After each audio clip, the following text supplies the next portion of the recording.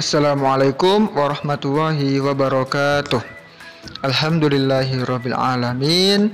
Hari ini kita akan belajar bersama di MI Al-Karim secara online. Bagaimanapun cara kita belajar, semoga Allah tetap meridhai dan memberikan ilmu yang bermanfaat. Amin. Allahumma amin. Nah, anak-anak, hari ini kita akan belajar tentang kerjasama. Setelah kita pelajari pada subtema 1 dan subtema 2 kemarin, ada yang masih ingat apa itu kerjasama?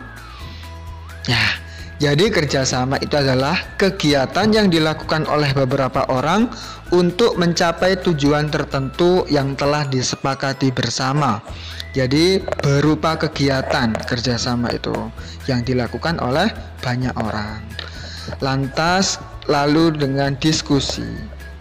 Ada yang pernah dengar kata diskusi? Oke, apa itu diskusi? Apakah sama dengan kerjasama? Nah, diskusi sendiri itu adalah pertemuan beberapa orang untuk bertukar pendapat mengenai suatu hal. Jadi kalau kerjasama tadi bentuk kegiatannya yang dilakukan oleh banyak orang, sedangkan diskusi itu pertemuan beberapa orang untuk saling tukar ide, tukar pendapat. Nah, ada beberapa hal ketika kalian diskusi yang harus diperhatikan betul-betul agar suasana diskusi berjalan sesuai dengan keinginan dengan hasil juga yang maksimal. Yaitu yang pertama harus menghormati pendapat orang lain, yang kedua harus bisa mendahulukan kepentingan umum. Nah, kenapa harus bisa menghormati pendapat orang lain? Ada beberapa manfaatnya. Yang pertama ketika bisa menambah pengetahuan. 3, permasalahan lebih mudah diselesaikan, dan yang terakhir menghasilkan kesimpulan yang adil. Nah, jadi anak-anak, ketika kita bisa menghormati orang lain ketika berpendapat, ide-ide dari mereka itu bisa jadi menambah pengetahuan bagi kita, menambah ilmu lagi bagi kita. Selain itu juga kita akan tetap rukun. Nah, lalu dalam agama apakah dapat disatukan? Nah, ini contoh diskusi ya. Jadi nak, agama di Indonesia itu kan beragam. Apakah bisa disatukan? Bisa. Tapi yang disatukan, diingat-ingat, adalah sisi kemanusiaannya. Hanya sisi kemanusiaan, yaitu dari segi berinteraksi, dari segi bermasyarakat, bertetangga, itu bisa disatukan.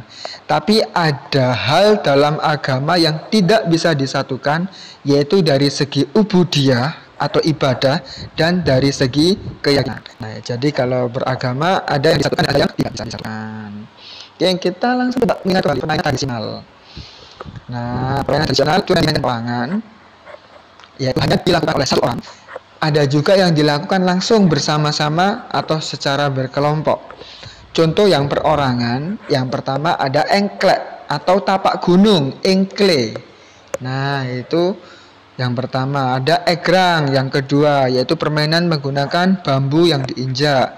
Yang ketiga ada gasing, atau permainan yang bisa memutar itu ya. Sedangkan untuk permainan secara kelompok, yang pertama ada ular tangga. Oh, itu ular sungguhan. Yang kedua ada gobak sodor. Nah, semua ini adalah permainan tradisional. Nah, yang kita bahas hari ini adalah permainan engklek.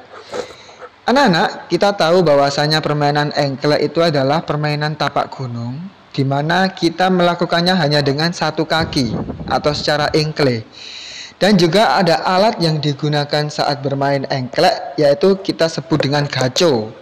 Biasanya berupa benda tipis seperti pecahan ubin atau pecahan genteng.